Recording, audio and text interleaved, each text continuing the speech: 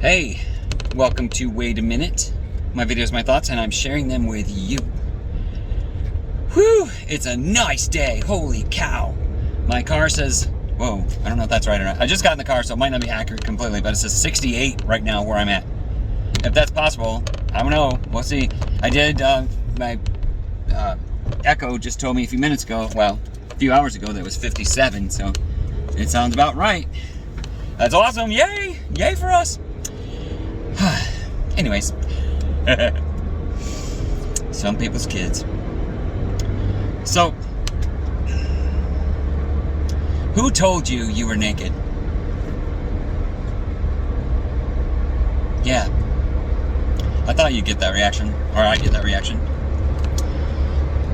Who told you you were naked? So there's a place in the Bible, and probably all Christians know this story, and I'm not really going into the story deep, okay? So don't anybody be like all, we want that kind of message. We're going to call my friend Spencer because he's and he knows everything about everything because he studies like a madman. He's a great guy. Anyways, but Spencer's not here, so just kidding. So I noticed that a lot of people, one particular friend in particular, wow, just one particular friend just told me some stuff about his life and what's happening and things like that, and poor guy, man. I mean, just wow, he's got it rough right now, and it's not like he's not a bad guy. He's been through a lot of stuff, and a lot of it was his fault. I'm not gonna say it's not, but at the same time, he's still a young man, and he's trying to make his way in the world. And he's had a lot of things that have, stunted that, and he's pretty down on himself right now, pretty down on life, pretty down on things. And I've talked to a few people lately that are feeling kind of the same as that, and my thoughts at the time were just, feeling bad for somebody or whatever. But like my son Jordan and his new wife, people are slamming on them. I don't know what they're saying, but they're slamming on them. They're saying things that they shouldn't be saying. I don't know what it is.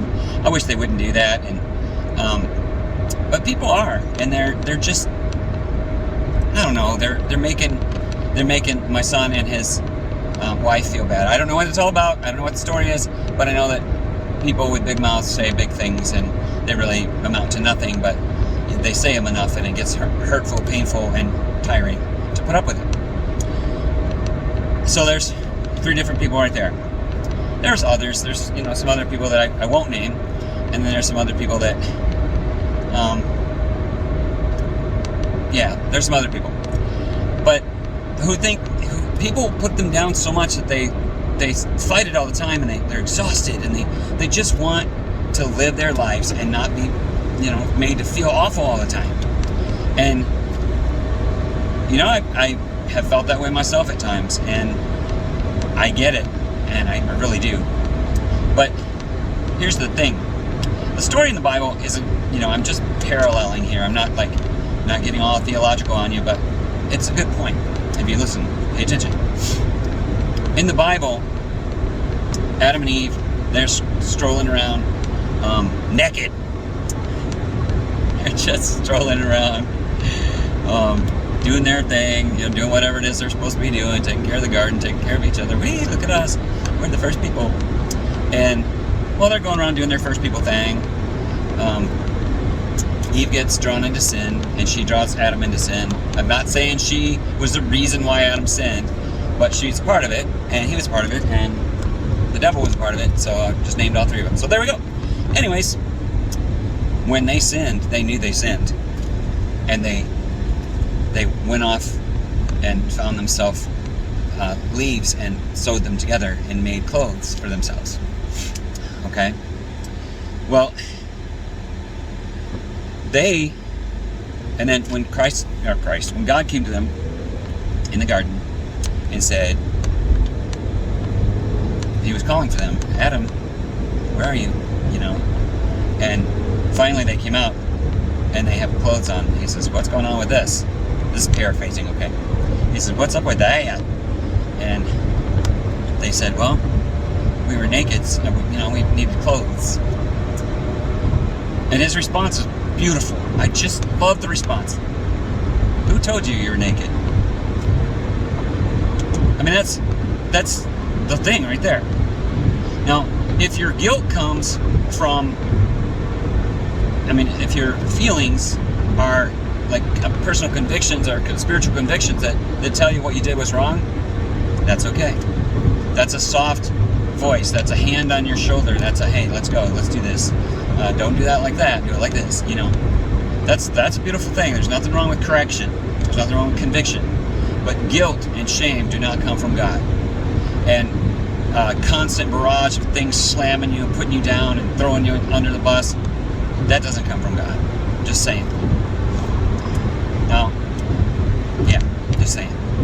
So, here's the deal. So many people that I deal with daily, some of them I'm related to, some of them I'm not. At times it's me. So, I know it personally. When people start saying stuff, we start feeling awful about ourselves. Whether we believe what they're saying or not, we feel the pain of it. We feel, the hurt that they intended, and that just cuts. But here's my question to you: when you're out there and you're doing your thing and you're doing the best you can, and you've got life going on, it is very important for you to know when it's your conviction and when it's God saying, hey, let's go this way, and when it's people telling you whatever. So my point to you is, when you do something, if it's wrong, it's wrong. You'll probably feel a conviction from the Lord, and that's fine. You should act on it then. If you feel conviction for doing whatever it is you're doing, stop doing it. If you feel like you should be doing something you're not, then start doing it. That's what conviction is for, is to teach you, to grow you, to correct you. So you're doing it the right way. But what most people do when they're slamming on people and telling people, you do this wrong, you do that wrong, you need to do your wedding like this because that's the way everybody else does it. Oh my God, if one more person says we need to do it like that because that's what everybody else does. Nah. You go by your personal convictions, and if there's something spiritually wrong with it, when you get convicted, when you feel that in your heart that you did something wrong, fix it. Okay? That's the easy part. Now here's the deal. Who told you you were naked? Was it the Spirit of God? Was it a still small voice, a nudge in the right direction, someone speaking to your heart, letting you know that what you did was wrong, maybe making you feel a little bit sad about it, or making you feel a little bit remorse, maybe something like that? That would be God. But if somebody comes to you and they tell you, you're this and that, you're scumbucket because you did that and that and this and that and the other thing, who told you you were naked? Was it God? Was it a still small voice? Was it a nudge? Was it a hand on your shoulder? And that can also be non-spiritual. Was it somebody that came alongside you, put their arm around you and said, you know what? Maybe if you tried this. Or, dude, come on, man, you can't keep doing the same thing over and over again. Okay? Or, you're so stupid. I just can't believe what an idiot you are. Blah, blah, blah, blah, blah. If you want to ever live a life, you're going to have to do it the way I say. Okay? Who told you you were naked? Everything that runs through your life or through your mind should go through a filter. Every time something makes you feel like you need to change whatever, who told you you were naked? Okay? Now, don't get me wrong, I do have at least one person who the joke is with him, you're so stupid! And he likes it when I do that, so I keep doing it.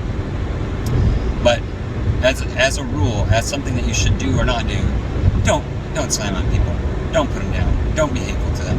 Don't say evil of them. You know what I'm saying? Even if they have all these things, don't yell at them. Don't scream at them. Help them. Come alongside. You know what I'm saying? Don't whisper in their ear because that might seem a little weird. You guys have a great day. Love you. Bye.